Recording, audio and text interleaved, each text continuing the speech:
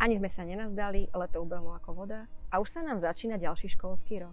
Pre niekoho je to už bežné, no pre tých najmenších to môže byť práve prvý začiatok školského roka. Ahojte, ja som Ivana zo škôlky Little Big. A dnes by som vám rada priblížila to, aký počet aktivít je vhodné pripraviť pre škôlkara alebo predškoláka a vyhnúť sa prípadnej prestimulácii. V dnešnom videu si spolu preberieme význam sociálnych zručností a fyzickej aktivity. Ako dieťa motivovať a prečo je motivácia dôležitá. Čo je to vlastne prestimulovanie? Význam odpočinku a voľného programu. Ako túto otázku riešime u nás v škôlke? Aký počet aktivít je vhodné pripraviť pre škôlkara?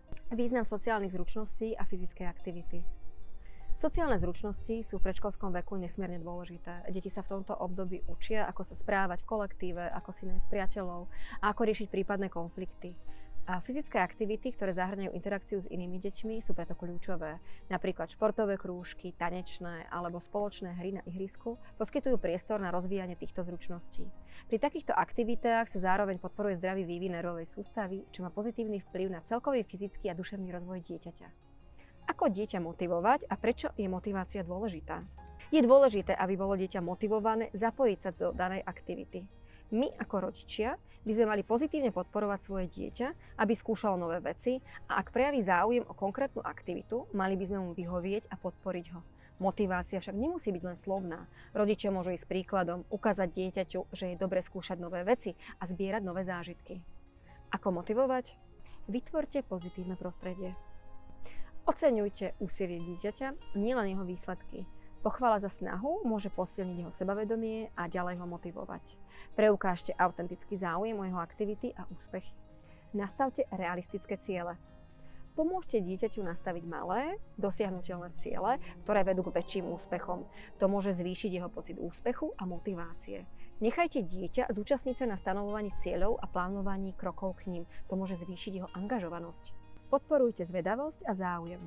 Umožnite dieťaťu skúmať rôzne aktivity, záujmy, aby vďaka skúsenostiam našlo to, čo ho baví.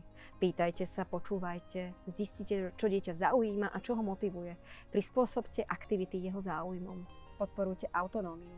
Dajte dieťaťu na výber. Ak je to možné, nechajte dieťa rozhodnúť sa medzi rôznymi možnosťami. Tomu pomôže cítiť sa viac zodpovedné za svoje rozhodnutia. Povzbudzujte dieťa k samostatnosti a dôverujte mu pri plnení úloh. Umožnite chyby a učenie sa z nich. Kultivujte odolnosť. Učte dieťa, že chyby sú príležitosťou na učenie, nie zlyhaním. To môže zmierniť strach z neúspechu a podporiť ochotu skúšať nové veci. Každé dieťa je iné, takže môže chvíľu trvať, kým nájdete ten správny prístup, ktorý funguje pre vaše dieťa. Trpezlivosť a flexibilita sú kľúčové. Keď je dieťa motivované, má väčšiu šancu, že bude v danej aktivite pokračovať a rozvíjať svoje schopnosti a talenty. Čo je to prestimulovanie? Niektoré deti môžu byť citlivé na množstvo stimulov a aktivít, ktoré zažívajú.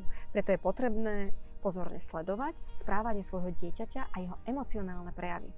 Ak si všimnete, že dieťa začína byť často unavené, má výrazné emocionálne výkyvy alebo sa správa zle, môže to byť signál, že je prestimulované, teda má toho na tanieri priveľa. V takom prípade je vhodné zvážiť zníženie počtu aktivít, aby sa dieťa mohlo lepšie vyrovnať s tým, čo už má vo svojom programe.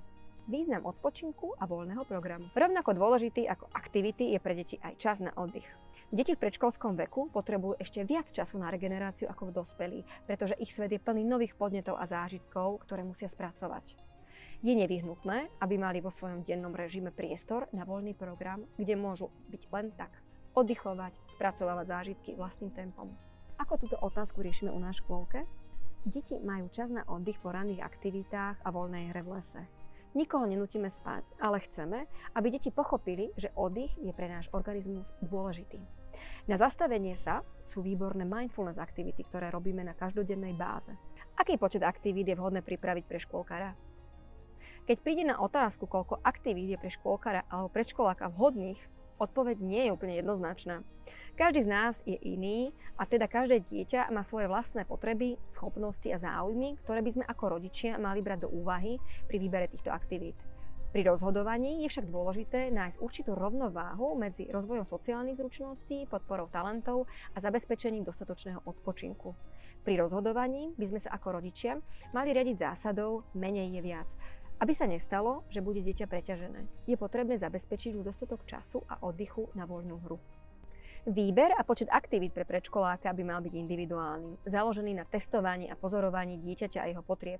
Dôležitým prvkom je však motivácia dieťaťa a pozitívny prístup nás, rodičov, ktorý by sme im mali ísť príkladom v otvorenosti k novým veciam a skúsenostiam.